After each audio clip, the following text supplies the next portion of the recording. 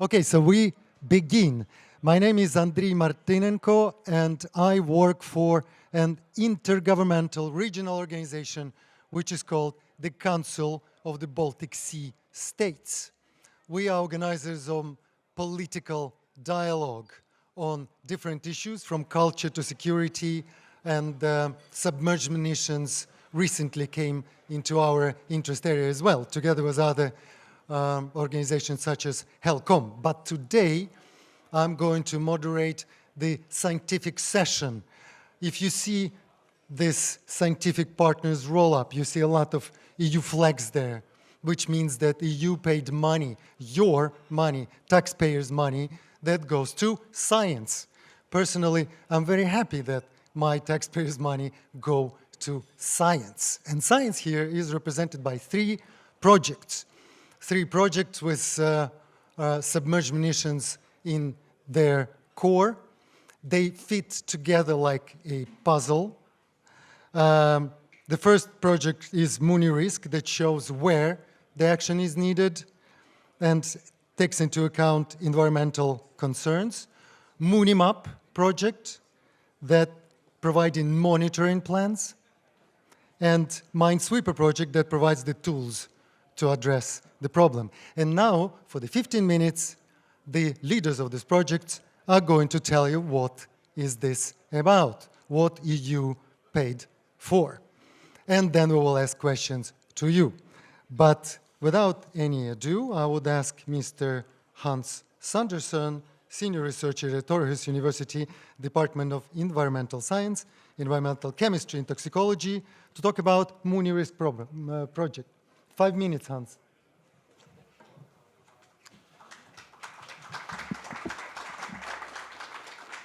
Thank you very much. And just keep on clapping. That's very, very nice, of course. And of course, I want to invite all our participants at the back of the room to come forward also. This is going to be an interesting and more interactive session than any session that you have attended in this whole week. So if you want to engage a little bit with us, I really want to encourage you to do that. I'm going to talk a little bit about the Munirisk project.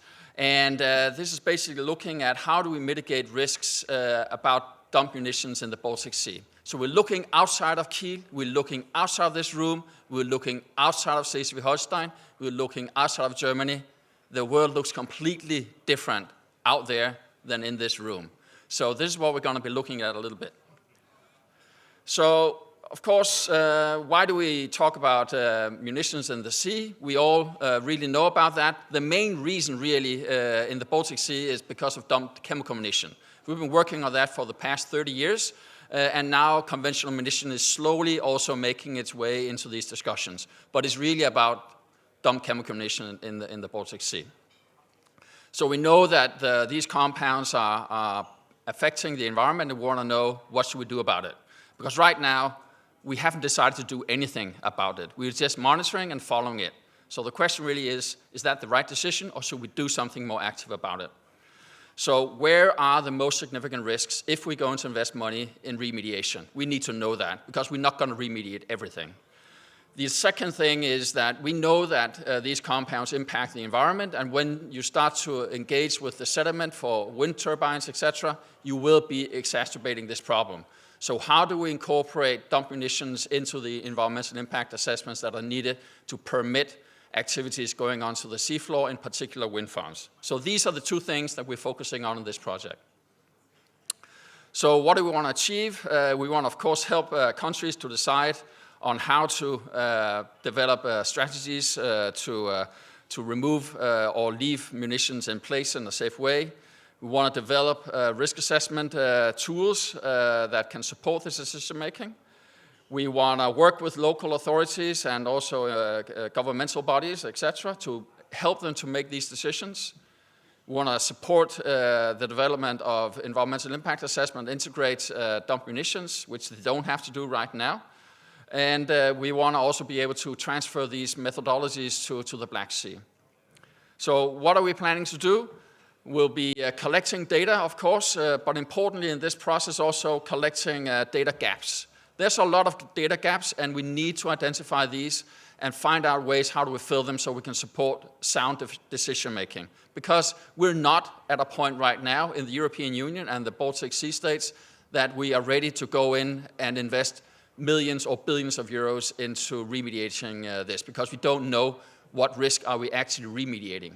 Okay, so it's a little bit different from just clearing munitions that are in the way that you have to do. When you talk about remediation, you've identified a risk that you are remediating. What is that risk? That's what we need to know. So that's of course why we do risk evaluation. We'll make a methodology to allow you to do that. So we have a tiered approach for doing that. Of course, also we want to develop guidelines that can be used for wind turbine and other industrial actors working in the sea. We know that the not in my backyard is a significant hindrance on deployment of wind turbines, and this is going to be one of the issues that you might encounter. So we're going to do this also with workshops and interaction with stakeholders and basically to establish safe practices. And of course, as mentioned before, we want to transfer these methodologies also to the Black Sea, where we know there are huge needs both for remediation but also for deployment of renewable energy. So these are basically the objectives from the European Commission, a direct outcome of the Palanca meeting a couple of years ago. So we're 6 partners working on this from Aarhus University, the municipality of Bornholm, the Council of Baltic Sea States, GEOMAR, HELCOM, and IOPAN. And we basically are looking at 2 case scenarios. One is the whole Baltic Sea, prioritization of where to remediate there. And the second part is looking at specific wind turbine deployment in Denmark, Poland, and between Estonia and Latvia. So that's basically what we want to do, try to help prioritizing and figuring out where are we going to do what and where are we not going to do anything, which is the situation right now. Thank you very much. Thank you, and thank you for being brief. Now we're going to listen to the next speaker, Professor Jacek Bełdowski. Everybody knows him because he worked quite a long time with the issue of submerged munitions, head of laboratory at the Institute of Oceanology of the Polish Academy of Sciences. Please, sir. Thank you. So I will shortly introduce the MUNIMAP program. It was co-funded by the Interreg program last year. We include like all the Baltic Sea states. So we've got 17 partners all over the Baltic Sea and 25 supporting institutions. And from each Baltic country, we include at least 1 scientific partner and 1 administration partner. So we, I dare say, have quite an influence on the policy of different Baltic Sea states regarding to munitions. And we've got 2 international organizations included, CBSS and HELCOM. So we've got like a way to transmit our results to the administration. So we are trying to produce a remediation roadmap for the entire Baltic Sea, create like a picture that encompasses all, and this includes policy, different methods of detection and modes of planning the detection and prioritization areas, the risk assessment in cooperation with MuniRisk, remediation in cooperation with Minesweeper, and the monitoring strategy based on the HELCOM monitoring strategy. So we are basically looking at all the existing elements all over the Baltic Sea in different countries, and we look for the bottlenecks and success stories, and we are trying to write the complete manual how can you remediate munitions in the Baltic Sea and what can be changed in different countries and from which countries can we learn how to do it best. So this includes legal and policy development work package in which we are collecting different regulations which affect the remediation in any way, both in terms of safety, permitting, and also the actual planning and responsibilities. Then we are looking for gaps and limitations, and we will propose like a unified approach, which will be then communicated via CBSS to the foreign ministries of the Baltic countries with suggestion for harmonization in critical areas. I hope that we'll be able to go down to the specific legal acts which need to be modified to make it work. Also, we will draft a European directive regarding munitions, either as a part of existing directive or as a separate one, and we will submit it to European Commission for consideration and for the dialogue with the countries. Then, as for the remediation part, we will try to collect all the best available technologies and best established procedures. And that's why we are here, to look on all of you and what you are doing. And then we will test it on different pilot sites. This includes Bornholm, Gdańsk Bight, Lubeck Bight, and Słupsk when the Polish wind farms are planned. Also the area of Elwind in Estonia. Then we will evaluate the different methods regarding cost effectiveness and impact on the ecosystem. We'll also update existing decision support systems to include all this recent development. As for the monitoring, we will try to update the monitoring strategies which are performed right now in the frame of scientific projects, but also deployed by Poland as the only country who attempted to monitor munitions constituents, but not actually in dump sites. Also, we are developing the MORT platform to be positioned in different munition sites as an early warning system. So we are quite a group with experience from the previous projects. There are partners from Germany, Poland, Lithuania, Sweden, Finland, the Baltic countries, and even Norway. And in cooperation with other projects, we are trying to make the remediation easier for everybody else. Thank you. Thank you, Professor Bełdowski. And now a person that doesn't need introduction because he is from here, he is from Kiel. Professor Jens Greinert from GEOMAR will talk about Minesweeper project. Please.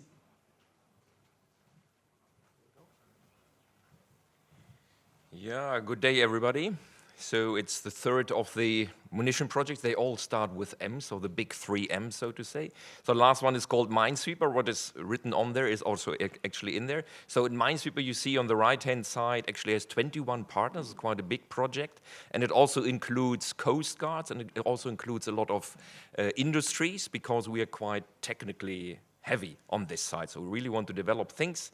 As I said, 21 partners. We started October 2024, and we run, so it's the longest lasting project until March 2028. So of course we have a number of goals, and the ambition is to compile knowledge about how to evaluate risk of submerged munition outside of safety and construction concerns. So we all know if you have to build a pipeline, you have to get rid of the munition, but we do that, yeah? So the question is, what do we do and how do we do things if the environment is all of a sudden calling, or we just want to get rid of the stuff? Very important has been said also by the 2 other projects, who is responsible and how do we streamline EU legislation about this? Yesterday there were some discussions, should we have European legislation about what you do, how to do, whom to inform, whom not to inform? And one big question is how to cooperate between even neighboring countries. Who is giving data to whom, under which circumstances, which security level, and how you do the exchange of these data. Do you put it on your pen drive and drive over, or do you put it somewhere in a cloud, or do you need a specific login? This still needs to be decided and discussed. That's the important part. That's what I said, support cooperation between different stakeholders, so from military to NGOs, to science, to the EU. And one important part is to advance technology on the civil munition detection side. We just had the discussion, what is dual use, what is not dual use. This is all dual use. We use hydroacoustic systems, looking at the seafloor, bang on dual use. There is no discussion, yeah? Because the environmentalist or the habitat mapping guy, he doesn't care whether you look at a rock or at a bomb that's lying there. Same technology, same considerations in resolution, in how often you go there, it's all the same. This can all be used dual use. If you tell this up front, you immediately have an issue with regulations. Are you allowed to transport your AUV from A to B? And we say, no, we are looking, as a scientist, we are only looking at stones. GEOMAR is not doing munition research. We accidentally find munition objects on the seafloor. So that's what we do. Yeah? We're actually quite good at this. So this is one part.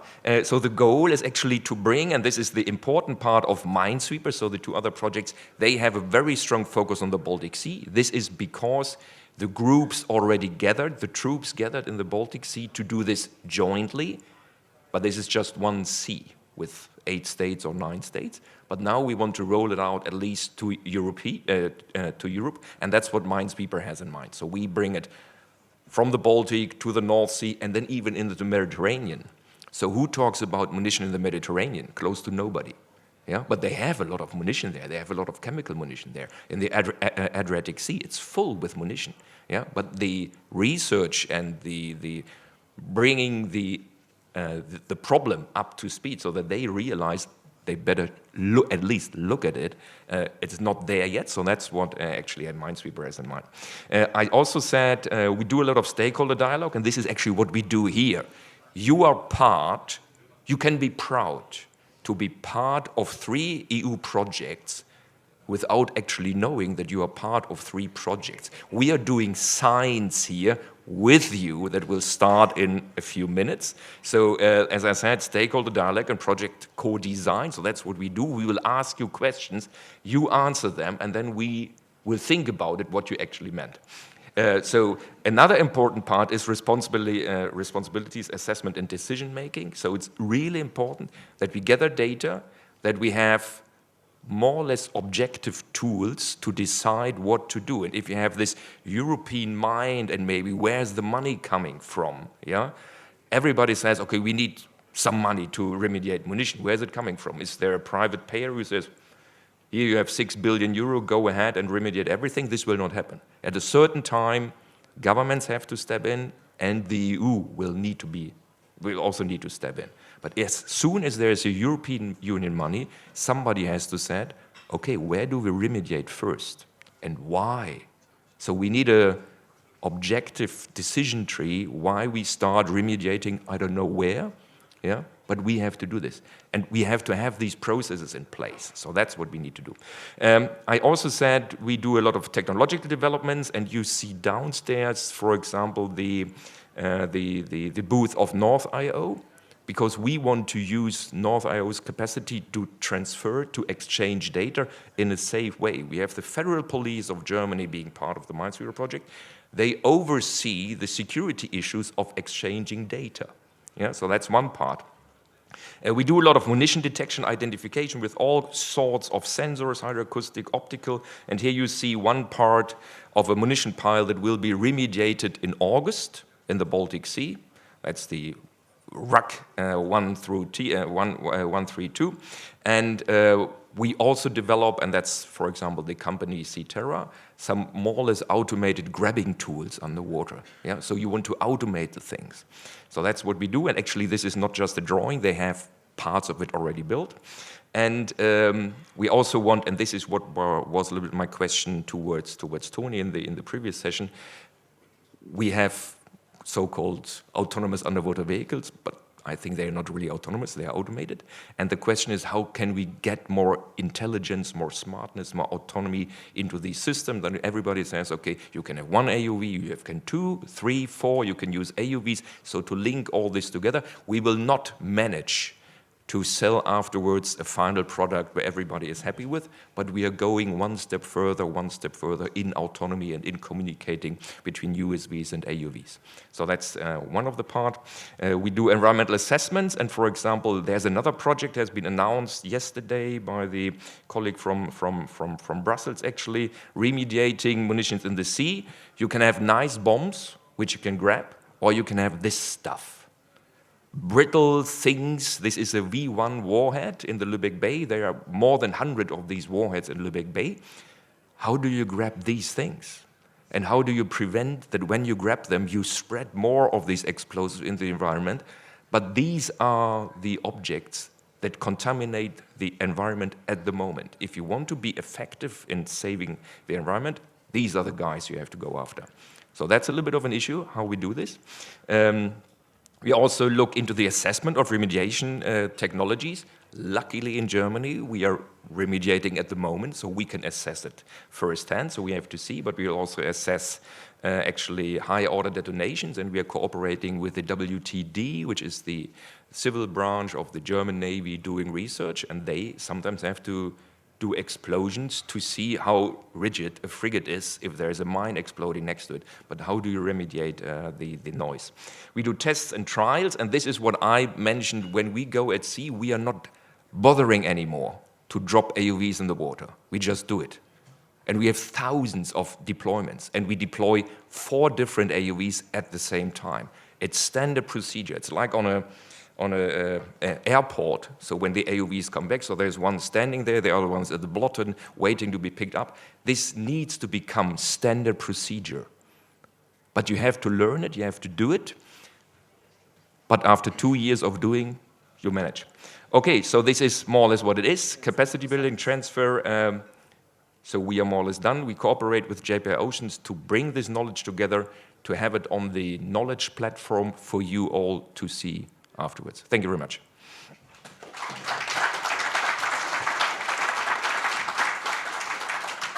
Thank you very much. 3 projects, a lot of European money, yours and mine. And now, as Professor Greinert said, you're going to be part of the scientific answer. I would say that you could bring your voices all the way to European Commission and see what experts in the field think. Let's warm up. We will do all of this in Mentimeter. So please, colleagues that are drinking coffee, bring your coffee and give us your voices. We will need you. You know how it works. You either go to menti.com and use the code, which is on the screen, or you use the QR code. Please say which country you're from. I'm guessing a lot of Germans will be here, but it's just a wild guess. Let's see, Ukraine, Poland, Sweden, Netherlands. Germany is still winning. It's not a competition.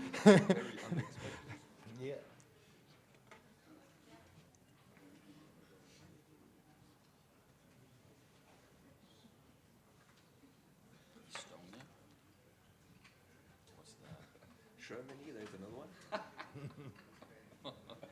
Is that Germany or what? That's southern Germany. Well, it's more diverse than one would think. We do have representatives of many countries here.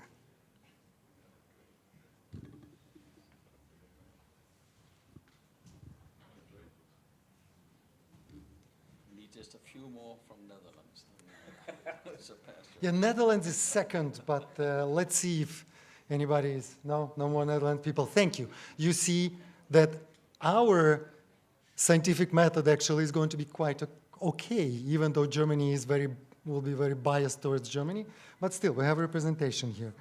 Thank you. I will continue, please. We will have the results worked on later, but we will need to go to the next question. 90 people, well done. 90 people already moved into Mentimeter. We will go to the next question.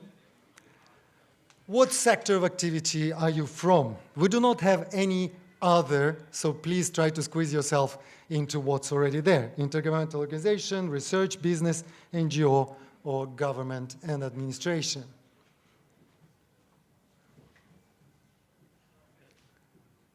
Here, business is winning. Business is booming. It's good, it's important. We're a bit low on NGOs, but business is winning.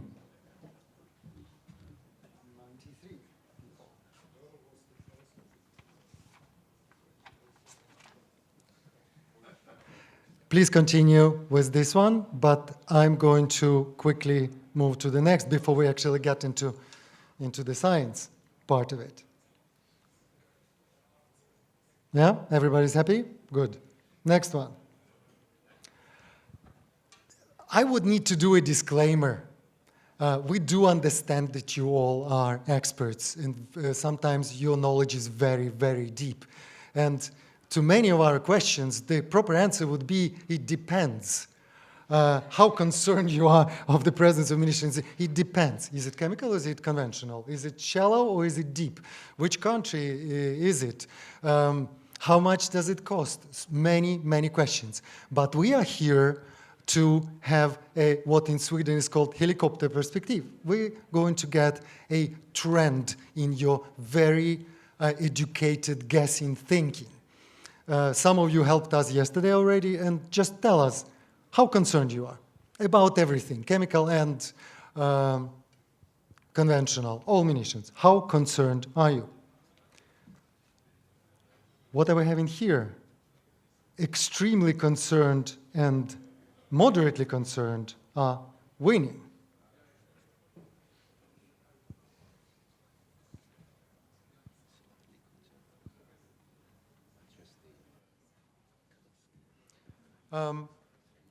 Can the person who is slightly concerned show themselves? And it will be very interesting to hear why. It's a very interesting question. We will write it down. Can somebody comment, please? Torsten? Yes, go to the mic, please.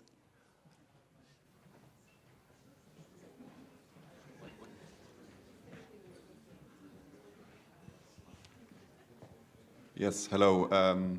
Yeah, I guess the main reason is because even though I consider it a challenge and something that is concerning, related to other issues that we are facing at sea, like the effects of climate change, I rate this still considerably lower, because there are just these overarching issues that are so much larger that I would really rate extremely concerned. And then munitions in the sea, even though obviously I earn my money researching it, I have to be realistic and rate it lower. Yeah.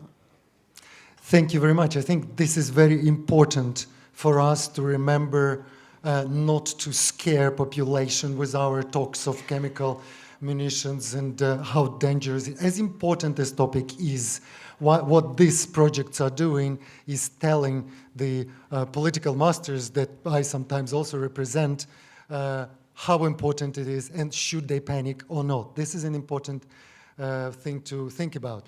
Now, any of the researchers would like to comment on the results? Is it something you expected? So most people are split more or less 50-50 between extremely concerned and moderately concerned, and then the rest is slightly. Yeah, I think that like 3/4 are moderately or extremely concerned, and I don't think it's surprising given the audience and the discussions we've had here today. But I would also agree with the previous speaker that there are many other issues that we need to consider here as well. And it boils down to resource allocation at the end of the day, which is also why we have these projects that will support the European Commission and the European community to decide how to move forward with this and prioritize funding for this, because we have many other things that we need to take care of as well. But this is, of course, an issue and there are specific questions related to this one. Could you tell us in 1 or 2 words, what is your main concern?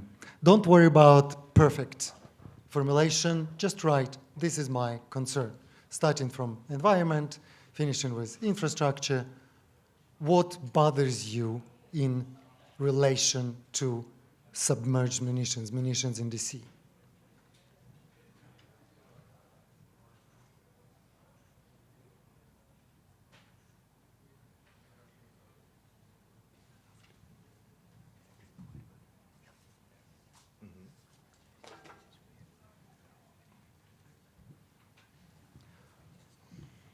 I already see that if you compare to yesterday's workshop, environment is still winning hard.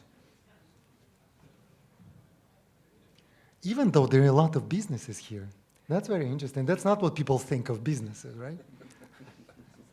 Yeah, and you can really see that we are all experts because there is almost nothing about tourists and safety on the beach because, as we all know, the munitions will not jump out of water and attack tourists, whereas if you speak with the laymen's, especially like journalists from way inland, which come to speak with us about munitions when there is like a ban on politics because there is so-called voting quiet and they looking for something interesting. The first question is always, and what if on the beach? Yeah. Maybe one little comment from my side. I see security. So yesterday with discussions, then people said, oh, security is not an issue, but apparently it is an issue here. So I'm pretty sure there are some people with a military background or looking into this or thinking about other things than just the environment. So this is, in the past year, particularly with the war in Ukraine and also when we look at the Black Sea, the security issue is getting more and more difficult also in the Baltic Sea. Yeah, and just a note from my point of view, there's not a lot about financing and cost here. This was just a warm-up. Now we go to actual science. And it's very simple. Rank factors in making decision if to remediate or clear and what this remediation clearance method should be. What factors are most important? Economic, security, or environment? I know it's a simplification. We do not have other answer, but please be patient with us and use these three categories.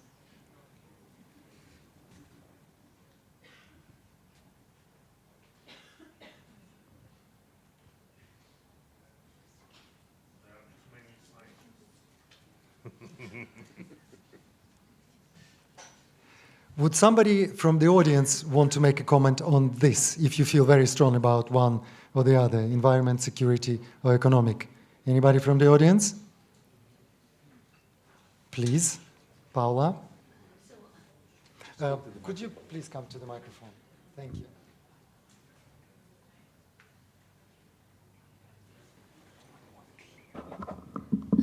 So I think that this depends about the perspective. Personally, I think I'm concerned about environment. But what I have seen, that now we have got money because Germany wants windmills. And it's a money, it's economics, which is the factor which is driving force at the moment. Nothing is actually, never has been interested about environment when you want to put money on these issues, unfortunately. But I hope that this environment issue would be the thing, the driving force in the future. Thank you. Any comments? We were just discussing, so there is not a clear winner. I mean, at the moment, environment is up front because potentially there are more scientifically interested people and caring more about the environment. But if you ask another group, if you go to another meeting, maybe the NATO meeting would look different. Pretty sure about that. And economy, of course, you can't do a remediation without any money. So I think it's not that we're really expecting that one is sticking out and that's the one where you're main concern. We have to tackle all these three issues in parallel. So and you can't say if we have only environmental concerns, everything will fly, money will pour out of pockets. It will not happen like that. And another disclaimer, we're not basing all our science here just on your answers, obviously, because obviously you're biased, and we already, in each three projects, there are very long, very elaborated questionnaires that are sent to experts that are also weighing it on it. You just one part of this. So, the long question of the session, for which reason should we clear or remediate munitions in the sea? I know the text is very small, but on your phones you will see the full explanation, from concentration of toxic substances in water, fauna, and sediment to cultural value.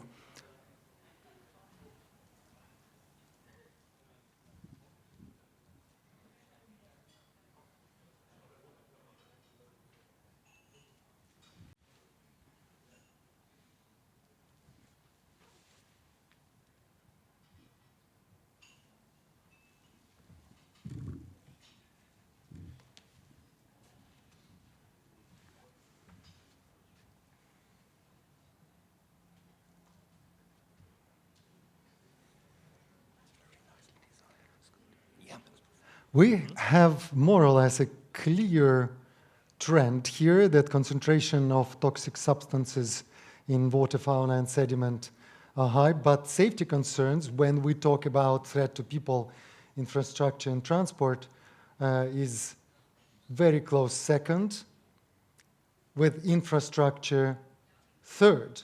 What's interesting, there is only one person who really cares about archaeological sites and cultural value. I salute you. In this group of people, you don't need to talk. It's fine. Wink. But do we have any comments from the audience on this? It would be very interesting to hear. It's kind of understandable that a concentration of toxic substances are first, but somebody talking about safety and security, which is basically safety being threat to people, to fishermen, to infrastructure, to transport, and security being malicious use of this submerged munitions. Can you comment? Can somebody comment? Yes, please, Ukrainian delegation.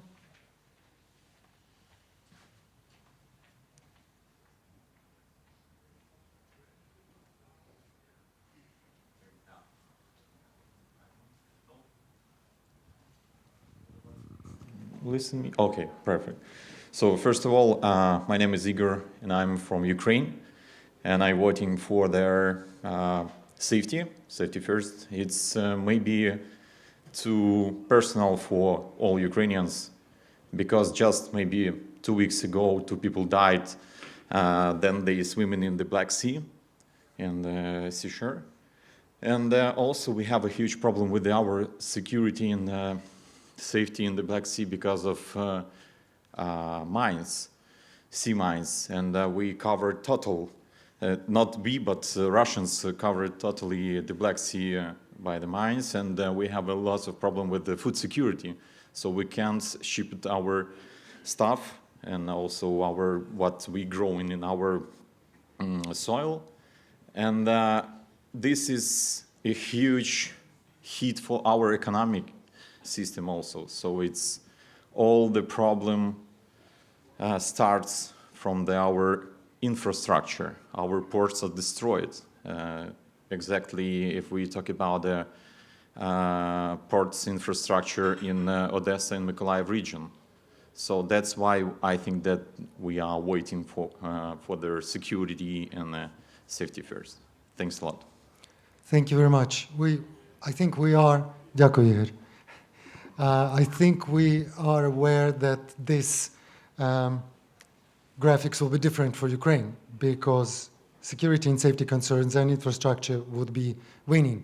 And we really hope that we will not come to the point where this will look like this for Europe. That's why we're trying to help Ukraine as much as possible. And pretty much at least 2 of these projects have Ukrainian either assistance to Ukraine or learning from Ukraine baked in the application process. Hans, you wanted to say something? Yeah, I would just like if there's anybody who answered about infrastructure plans, the blue one with 41.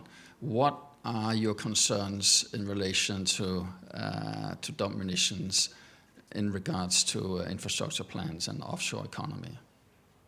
Could you give a couple of examples of that? Infrastructure people, please give us a couple of sentences, we'll write them down. 1 out of 41 should be possible. Oh, yeah, there is one. I'm certainly not an infrastructure person, but nonetheless, I tick this box. And I think, I wonder, the discussion about the value of maritime space actually is maybe not so prominent here. So if I would think macroeconomically, I would say we clear the space. The maritime space will become much more valuable if we believe that blue economy will increase, whether it's offshore wind or other uses. So, okay, I'm just yeah, okay. Right. Therefore, I think there's a logic to clearing the space, and then once it's done, then benefit from having a space for growing a blue economy and benefiting as a society and as a macroeconomic system. So the raising ocean raises all boats at the same time. That's what you're saying. Next question. If you could decide which remediation or clearance method should be preferred, blast in place, removal from the sea and disposal on land, or secure in situ.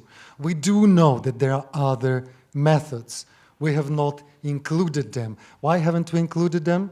Can Professor Bełdowski? Yeah, so there are some methods which are now mentioned, but which are considered exotic, like enhanced natural recovery, which is basically like bacteria-assisted remediation, but at the moment, they are not really used in terms of munitions.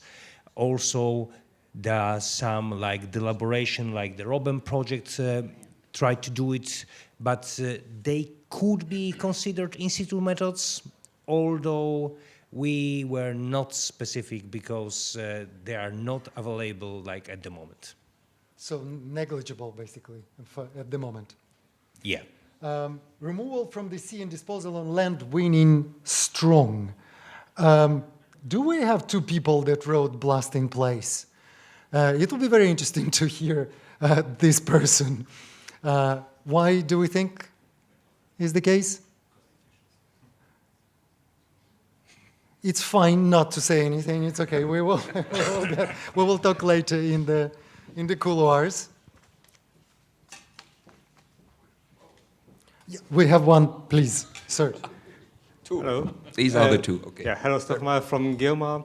I just wrote that down because we have here three totally different areas of munition in the sea. We have on the one side the live munition, which we have in Ukraine, where we can't just say we go there, bring it up, and do whatever you want, because some mines have systems on board. If you bring it up, it will explode, and everything there around will kill you. So there's only the way to let it explode.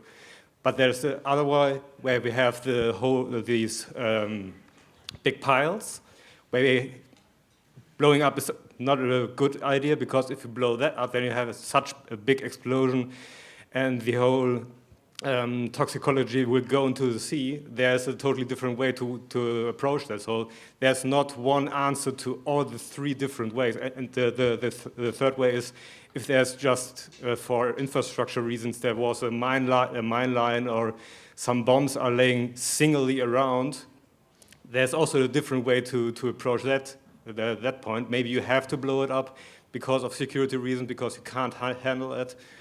Maybe you can just leave it because one single bomb won't affect the environment so much than the big piles. So you can't answer this with all 3 points. You have to ask specifically which type of bomb you want to So the answer is it depends. Exactly, yes, absolutely. Exactly what I said. It depends. Thank you.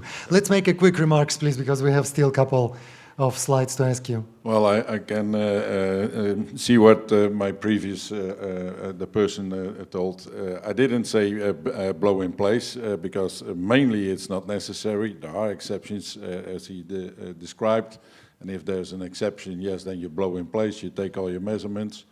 But basically that we still believe that we have to, let's say, remove the UXO from the sea floor and then bring it on land to dispose it. That's really not necessary anymore. So I think you should add some more options and work on that too, because I think that will be the new future. and the developments and innovations go faster than we can keep up here with the questions. Thank you, sir. Now, we know that you do not always represent your country or are part of the decision-making system, but to your best knowledge, what are the main obstacles in your country preventing the country from taking remedial removal action? I know that the answers for our Ukrainian delegation would be very different than for German or Finnish. But what is in your country the main obstacles?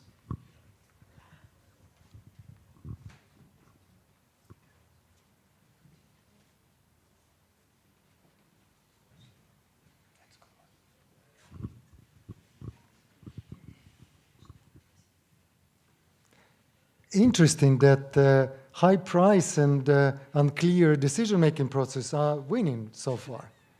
That's not something one would guess.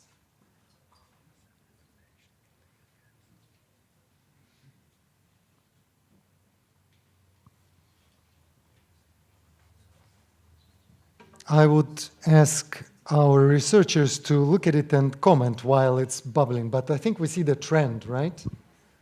So this looks actually quite interesting, unclear, fragmented decision-making process to remediation. This is definitely true, at least in Germany, and I think in many other countries as well. So we have to overcome this, and the good thing is we can overcome it just by discussing it and come to conclusions how we want to do this, and I think a European approach would be definitely what we need. So this is why these projects are here, and we want to push it through. And I think with the help of the EU, we can achieve that. So I think if we meet again in 4 years, potentially this is not a big obstacle, hopefully not such a big obstacle anymore. Concerns over high prices, certainly.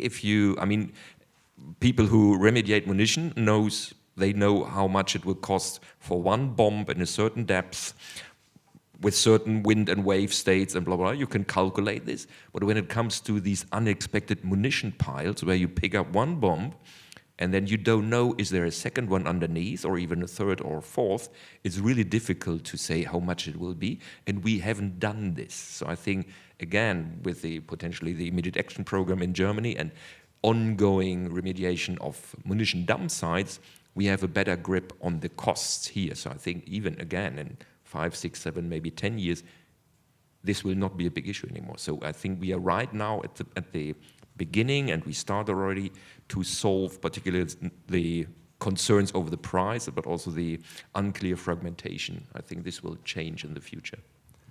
And thank you to Germany. I think I heard from at least representative of different countries in the forum where I work, that we are, from the whole Baltic Sea region states, looking with interest at Germany's example. You are trailblazers here, and you will give experience very necessary to other countries on coordination as well.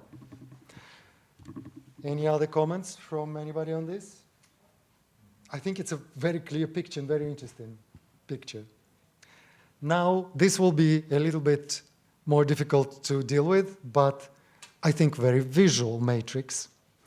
When we talk about feasibility here, we're talking about, can we do this realistically? Think with feasibility study. Can we do remediation of submerged munition because of a particular concern realistically, including money question, coordination question, capability, capacity question, all of these questions?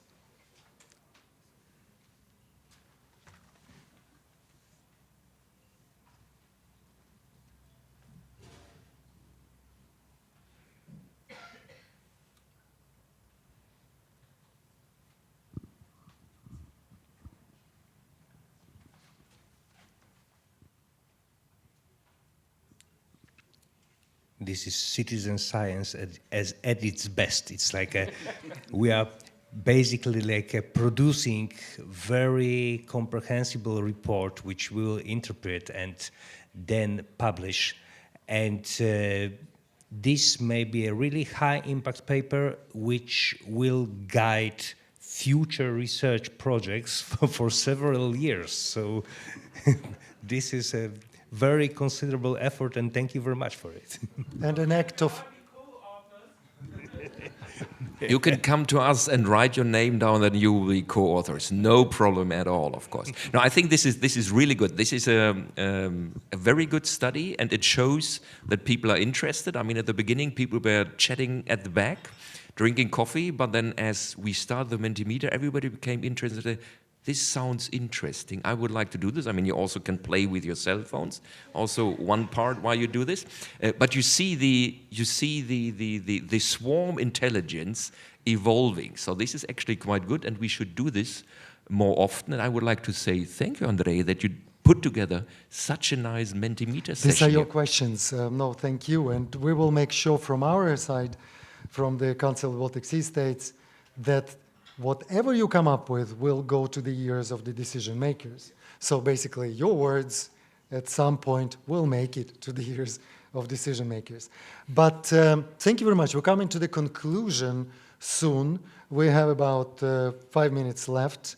Do we have any comments on this? Hans, this was your baby, this matrix. What does it tell you? I think the thing I like about it is that it integrates importance and feasibility. And this is really the question that we have to ask ourselves whenever we're making any kind of decision, really. And what we can see here is that the environmental concerns that we heard are very high. So we can see that that's important, but we can also see that it's not as feasible as the two others, which is absolutely logical because it's a much bigger problem. So this is a test to see how does the community actually integrate also feasibility and realism into the assessment that you're making. So I would actually like to have seen that these three were a little bit more separated because honestly, I think that that they are not as alike as it may seem here in terms of both feasibility and importance. Of course, remediation of submerged munition in relation to infrastructure is already taking place and is highly feasible. It might not be very important for everybody and for the whole society, but it's definitely much more feasible than remediating risks. So basically, the second one is more about clearance, which this session, with this whole meeting about. Whereas the first one, the green one, is more about remediation. So for me, there's a very important distinction between these two topics. And I think it's interesting with this Kiel Munition Week, relative to the first one, that was really focused on clearance. Actually, as Terry also talked about, this is maybe a little bit more both clearance and remediation. And maybe the next one is going to be Kiel Remediation Week and not Kiel Clearance Week. Thank you very much for your participation. Hopefully you had as much fun as we did here at the Scientific Corner. Ask us questions in the coffee breaks, and we will make sure that all this data is properly collected and used in this string of EU-funded projects. And now is a bit of shameless marketing. You don't need to click on these links. Do not click on these links if you don't want to. But if you would like to join the LinkedIn group where many, I would say, who is who in the submerged munition world, which is coordinated by our colleagues from JPI Oceans. Thank you, Paul. We use hashtag munitions in the sea at LinkedIn, X, and Facebook.